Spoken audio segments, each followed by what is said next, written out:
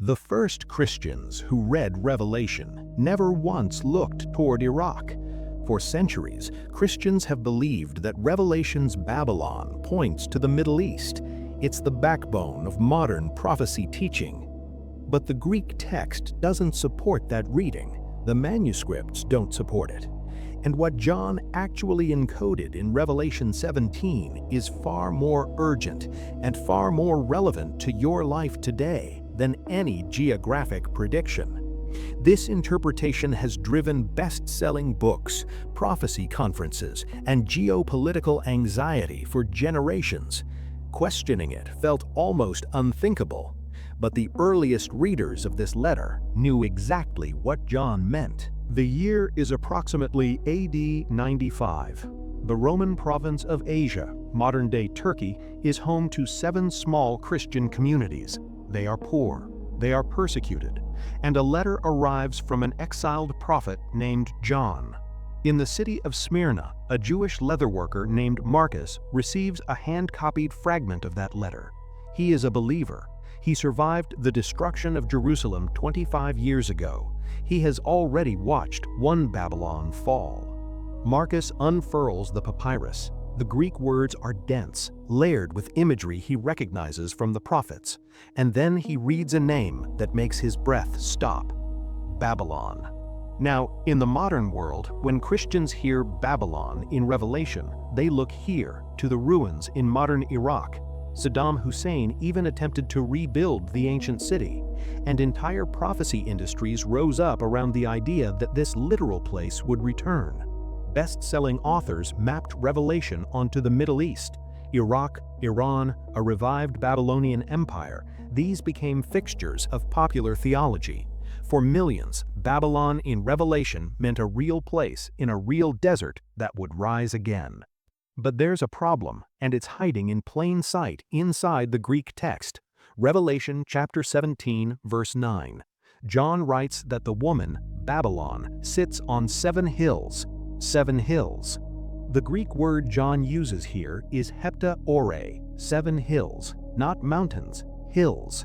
And in the entire Roman world, there was one city, and only one, universally known as the city on 7 hills: Rome.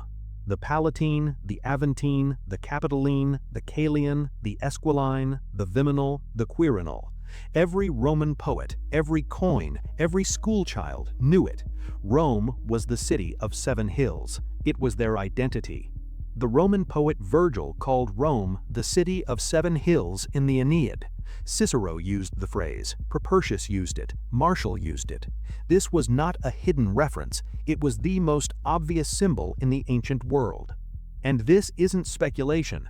First-century readers didn't need a decoder ring. When John wrote, "The woman sits on 7 hills," every believer in Asia Minor would have immediately thought of one place. Rome was Babylon. Babylon was Rome. In fact, the Apostle Peter had already used this exact cipher. 1 Peter chapter 5, verse 13. Writing from Rome, Peter sends greetings from she who is in Babylon. Scholars are virtually unanimous. Peter meant Rome. This cipher wasn't unique to Peter. It was everywhere in first-century Jewish and Christian writing. And the reason they needed a code name for Rome was deadly simple. Because naming Rome openly could get you killed. Under Emperor Domitian, who ruled during the time Revelation was written, criticizing the empire was treason. Christians were already being martyred. John himself was exiled to Patmos. Writing openly against Rome was a death sentence. Jewish writers had already established this tradition. The book of Second Baruch, written after Jerusalem's destruction in AD 70, calls Rome Babylon. Fourth Ezra does the same. The Sibylline Oracles do the same. The code was standard. Think about why. Rome destroyed the temple in AD 70, exactly as Babylon had destroyed the first temple in 586 BC. The parallel was not subtle. Rome was the new Babylon because Rome did what Babylon did. So the cipher was never hidden. It was never mysterious. Peter used it. Jewish scribes used it. The entire literary world of the 1st century used Babylon to mean one thing: Rome, the empire that was crushing them. If Babylon was never meant to be a dot on a modern map, then every prophecy chart you've ever studied may have been asking the wrong question entirely. But the evidence goes deeper. Marcus, in his workshop in Smyrna, didn't need a prophecy conference to decode this. He walked past the Imperial cult temple every morning. He could smell the incense of emperor worship from his doorway. He knew which empire John was naming. But here is what makes this investigation truly stunning. John didn't just use Babylon as a code name for Rome. He packed Revelation 17 with so many specific details about Rome that the identification becomes undeniable. The clothes she wears, the merchants who weep when she falls, the specific goods traded in her markets. Every single detail matches one city, and it is not in Iraq.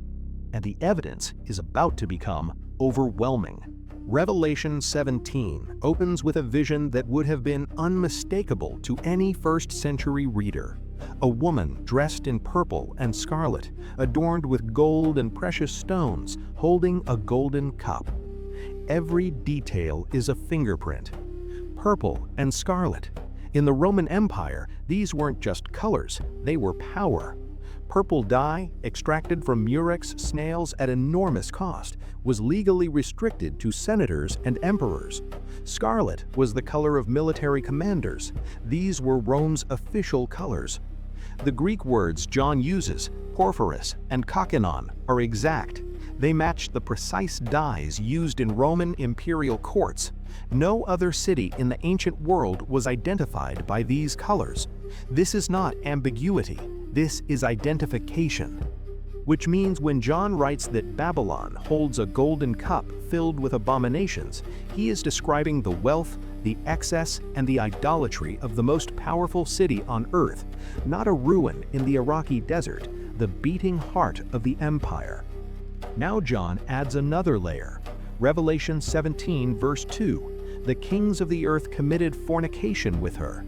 The Greek word is porneia, and in prophetic literature, porneia doesn't mean sexual immorality, it means political alliance with a corrupt power. Rome's client-king system was exactly this. Herod the Great, the Nabatean kings, the rulers of Asia Minor, all maintained power only through political fornication with Rome. They worshipped her images, enforced her laws, and shared her cup. Then comes Revelation 18, the fall of Babylon. And here, John lists the specific trade goods that the merchants weep over when she collapses. Gold, silver, precious stones, pearls, fine linen, purple, silk, scarlet, ivory, costly wood, bronze, iron, marble. Archaeologists have recovered actual import records from Ostia, Rome's port city. The list of goods entering Rome in the 1st century matches Revelation 18's list almost item for item. John wasn't prophesying about a future city, he was describing the economy he lived under. Revelation 18 verse 11, the merchants of the earth weep and mourn for her because no one buys their cargo anymore. These weren't future merchants in a rebuilt Iraqi city, they were the Roman trade guilds that controlled the Mediterranean. And at the end of that trade list, John adds one final item, Revelation 18 verse 13, and slaves, that is, human souls.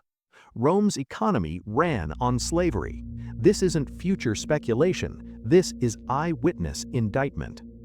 Marcus reads these words in Smyrna, a port city built on Roman trade. His leather supplies come through Roman merchants. The dye for his goods is sold by trade guilds that require a pinch of incense to the emperor. He is inside the system John is describing. His hands are stained with the same scarlet and purple that John attributes to Babylon. The trade guild that certifies his work requires participation in imperial feasts.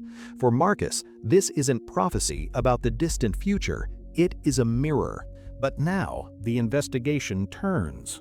Because if every detail in Revelation 17 and 18 points to Rome, and the evidence is overwhelming that it does, then a much larger question emerges. Why did John call Rome Babylon instead of just saying Rome? The obvious answer is safety, avoiding Roman censors, but that's only half the reason. The deeper answer lies in what Babylon and Rome had in common. Both destroyed the temple. Both enslaved God's people. Both demanded worship of the state. Nebuchadnezzar built a golden statue and demanded universal worship, Daniel chapter 3. Domitian declared himself Dominus et Deus, Lord and God, and demanded the same. The pattern is identical. Different century, different empire, same spiritual architecture. And this is the hidden layer most modern readers miss. John didn't call Rome Babylon just to hide Rome's name. He called Rome Babylon because Babylon was a category. It was the biblical name for every empire that replaces God with power, and Rome fit perfectly. The early church fathers confirmed this unanimously. Tertullian, writing around AD 200, explicitly identified Babylon as Rome. Irenaeus did the same. Hippolytus of Rome did the same. For the first 300 years of Christianity, there was no debate. Babylon was Rome. And it wasn't just Christians. The ancient Jewish Talmud itself, in Megillah 6a and other passages, uses Babylon as a name for Rome. This was a shared understanding across the entire Jewish and Christian world. The identification was universal. If John's original readers understood Babylon as the system they were already living inside, then this passage isn't about a future you're waiting for. It's about a choice you're making right now, and the implications are about to become inescapable. Because if Babylon is not a place on a map, but a pattern in history, if it's the name Scripture gives to every system that demands worship in exchange for prosperity, then John's revelation is not an ancient relic. It is a live wire, and it is about to change what you thought this entire book was for. We've traced the purple and scarlet. We've matched the trade list. We've identified the 7 hills. We've heard Peter use the code. We've read the church fathers and the rabbis. Every thread leads to the same conclusion. But the conclusion is bigger than Rome. Because John could have simply written a political critique of Rome. Plenty of writers did. But he didn't call this city Rome. He reached back across 5 centuries of Jewish memory and called it something else. He called it Babylon. Babylon is not a place you find on a map. Babylon is a system. It is the name the Bible gives to every civilization that positions itself as God, every empire that demands ultimate allegiance, every economy that requires moral compromise for participation, every power that says, "Worship me and I will give you the world." John's Babylon was Rome, absolutely. Every detail confirms it. But John chose the name Babylon precisely because Rome was not the last empire to play this role. Babylon was a pattern, and Rome was just the latest iteration. This is why Revelation is still alive. If John's Babylon were only Rome, then the book died when Rome fell. But if Babylon is a system, a spiritual architecture, then it is relevant in every century, including this one. Marcus sits with the scroll in his hands. The street outside is loud with commerce. He can hear the trade guild crier announcing the next Imperial feast day. And he realizes John isn't warning him about a future Babylon. John is telling him he is already inside one. He looks at his own hands, stained with the scarlet dye he buys from Roman suppliers. He thinks about the guild oath he swore, the feast days he attended. Marcus isn't reading about the end of the world. He is reading about the system he has been surviving inside, and now he has to decide what to do about it. If Babylon is a system and not a place, then Revelation 18, verse 4, "Come out of her, my people," is not an evacuation order for the end of the world. It is an invitation you are receiving today, and the question is not where Babylon will be. The question is whether you are worshiping inside it. This call is not new. Jeremiah 51 verse 45, "Come out of her, my people, let everyone save his life from the fierce anger of the Lord." Same words, same pattern. John deliberately echoed Jeremiah because the situation was the same. Isaiah 48 verse 20, "Go out from Babylon, flee from Chaldea." Isaiah 52 verse 11, "Depart, depart, go out from there, touch no unclean thing." This command echoes across centuries. Every time God's people are inside a system of idolatry, the call is the same: come out. And if you've been following our faith series on the original languages of Scripture, you'll recognize the pattern. Every time we go back to the source text, we find that the Bible is not less relevant than we thought. It is more relevant, dangerously so. Scholars have shown that Revelation 17 and 18 form a chiastic structure, a mirror pattern. At the center of that mirror, the identity of Babylon. John architecturally placed the revelation at the structural heart of his own text. This was designed to be the thing you cannot miss. Revelation 17 verse 10, John adds that the 7 heads are also 7 kings. 5 have fallen, 1 is, the other has not yet come. Historical scholarship identifies these as the sequence of Roman emperors: 5 dead, 1 reigning, 1 coming. The code is temporal, not geographic. Augustus, Tiberius, Caligula, Claudius, Nero, 5 fallen. The one who is depends on dating, but most scholars point to Vespasian or Domitian. John wasn't predicting a distant future empire. He was counting the rulers of the empire he was living under, right now, in real time. Take a moment to absorb what this means. John's revelation was not a puzzle meant to be solved 2,000 years later with newspaper headlines. It was a pastoral letter to persecuted people, telling them that the empire crushing them was not God, and it would not last forever. But, and this is what makes Revelation prophetic rather than merely historical, John named the pattern. He gave it a name that outlives Rome: Babylon. Not because Iraq would rebuild, but because the system would rebuild, again and again and again. The identification is settled. The pattern is clear. But the most important question is still ahead. If Babylon is a system that recurs throughout history, if it is here now, then what does "come out of her" actually look like? That changes everything. So, what does this mean for us? If Revelation's Babylon is not a city waiting to be rebuilt in Iraq, if it is a system, a spiritual architecture that appears in every age, then how do we read the command to come out? "Come out of her, my people," Revelation 18 verse 4, has been read as a rapture verse, an end times evacuation plan. But in its original context, it echoed Jeremiah's call to the exiles. And Jeremiah's exiles didn't escape by vanishing, they escaped by refusing to worship. Daniel and his companions didn't leave Babylon, they served within it, but they drew an absolute line at worship. They ate different food, they refused the golden statue, they prayed toward Jerusalem even when it could kill them. Coming out of Babylon was not about geography, it was about allegiance. Allegiance, that's the word at the heart of Revelation's Babylon. Not "where do you live," but "what do you worship?" Not "where is Babylon on a map," but "what system are you giving your ultimate loyalty to?" For first-century Christians in Asia Minor, the test was concrete. Trade guilds required members to attend feasts honoring patron gods and the emperor. Refuse, and you couldn't work. Participate, and you compromised your worship. This was the daily cost of coming out. Marcus didn't leave Smyrna.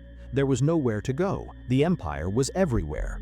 But after reading John's letter, he stopped attending the guild feasts. He absorbed the cost.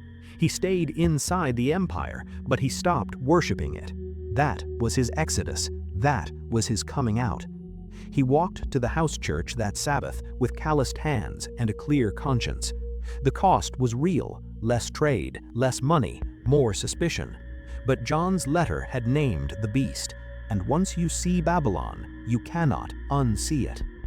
And this is where Revelation's genius reaches across 2,000 years, because every generation faces its own version of the trade guild oath. Every economy asks for a pinch of incense. Every system offers prosperity in exchange for worship. The question is not whether Babylon exists in your lifetime. It does. The question Revelation asks is the same question Marcus faced in his workshop. What are you willing to sacrifice to stop worshiping it? Revelation is structured around two cities: Babylon, the city of human power, economic seduction, and false worship, and the New Jerusalem, the city of God. Every human being in every age lives between these two cities. Revelation's call is simply this: choose. Come out of her, my people, is not a helicopter evacuation. It is not the geographic command. It is not about a city in Iraq or any nation on a modern map. It is the oldest invitation in Scripture. Turn away from the idol. Come home to God. Every empire that played Babylon is now dust. Nebuchadnezzar's kingdom fell. Rome fell. Every system that demanded worship in place of God fell. And Revelation's promise is that every future version will fall too. Not because of military defeat, because Babylon, every Babylon, was never built to last. Babylon is not somewhere you escape. It is something you refuse to worship. That is the Revelation Code. Not a map coordinate, not a geopolitical prediction, a diagnosis and an invitation. Every generation has its Babylon. Every believer has their moment of choosing, and the door is always open.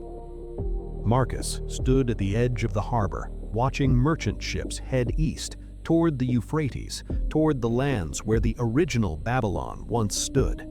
He had decoded the system, but there was something older, something the ancient empires feared, something hidden beneath the water. We've decoded the Babylonian system, but the ancient empires were terrified of something much older hiding beneath the water. Click the video on the screen right now to uncover the cosmic boundary of the Euphrates River.